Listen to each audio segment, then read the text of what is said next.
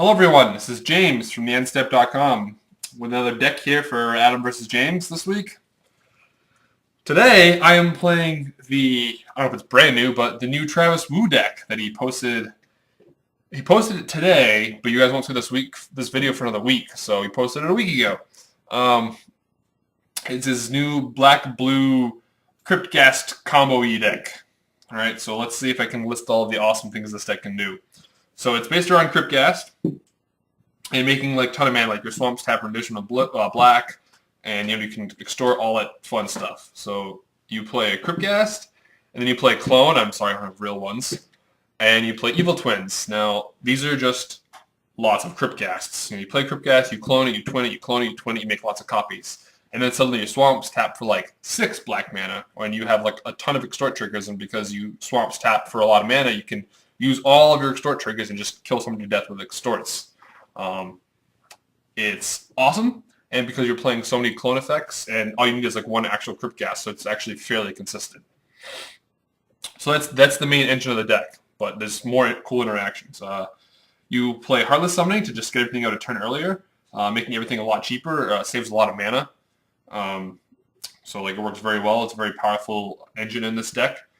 Then you play Griselbrand just because, sometimes you can just cast Griselbrand on turn 5 or turn 4 with a Heartless Summoning, and it's very awesome. And if you ever need a little bit more gas, you just kill yourself with Griselbrand because you're going to be doing a whole bunch of extorting, so you're going to gain a bunch of life, so you can almost assuredly draw your whole deck. The two main deck Mutilates are just to keep people away from killing you, like against the aggro decks in the format right now. They're pretty standard, but this is like a slot where it could be pretty much anything that you need for like a metagame decision.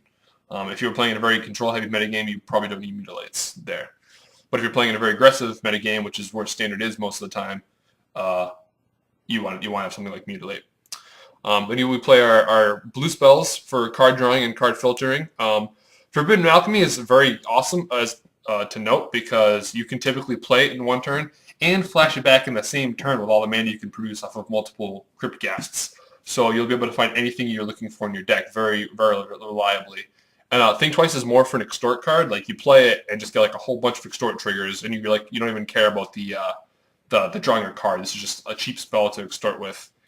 And then the other awesome card in this deck is Rewind. Now, if any of you are familiar with High Tide, or like the legacy versions of High Tide, where their islands tap for multiple colors, or not multiple colors, but multiple amounts of islands, or of blue mana, Rewind has an effect where it untaps 4 lands. So you can counter their spell and untap 4 of your swamps that conveniently tap for 5 mana apiece, and then suddenly you're netting 10 to 15 mana with a Rewind.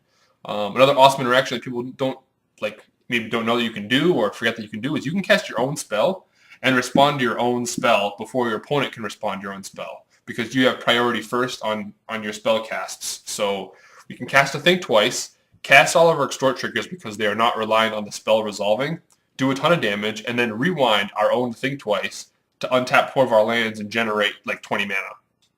So like this is just a mana generator as well as a counter spell if you actually have to counter something. It does a ridiculous amount of work in this deck. Then we have Chromatic Lantern for mana fixing, and I'll get to why mana fixing is important. But Chromatic Lantern for a little bit of ramp, a little bit more blue. We're actually not playing a terribly large amount of blue sources, so getting a little more blue is awesome. And they give me red and green because I play Kessig Wolf Run with no red and green lands. So the only way to get there is off of Lantern, which is very easy to get with your Think Twices, your Alchemies, and Griselbrand if you have to go that route. The Lanterns will give me red and green mana so I can Kessig Wolf Run. Now, when I make 30 plus mana, I can just make something 30x trample and kill you. Or like whatever large amount. Like I think last night I hit 63. Like, that's ridiculous. So Wolf Run will just kill you if the extort triggers don't. It's kind of like the backup plan. In some games it's the front up plan. Now we're playing plenty of swamps with 4 Watery Graves and a bunch of swamps. We're playing the 1 island just to make our mana a little bit better, and we are playing Drowned Catacombs because it's a dual land in our colors, so we kind of not forced to play it, but we need the blue, so we're going to play it, and it's the dual land. So the fact that it's not a swamp makes this arguably the worst land in the deck after the island, but it's not. There's only 4 of them. It's not like a big deal. It'll still do work, and like if nothing else, you can just use it for an extort trigger, and you use 1 mana and get it out of the way. So that's the main deck. Hopefully I can blow people up and show some awesome interactions in our games and move on to the sideboard. Alright, so here I am with the sideboard for the blue-black combo deck. Pretty standard stuff. I'll get back to Witchbane Orb in a second, but I've got Griselbrands for bringing against control matchups.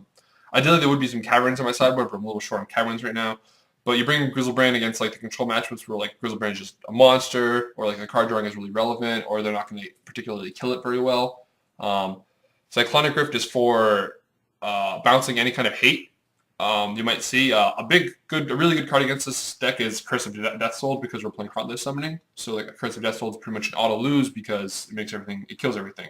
So play something like Cyclonic Rift to bounce like permanent based answers. Victim of Night is more aggressive hate.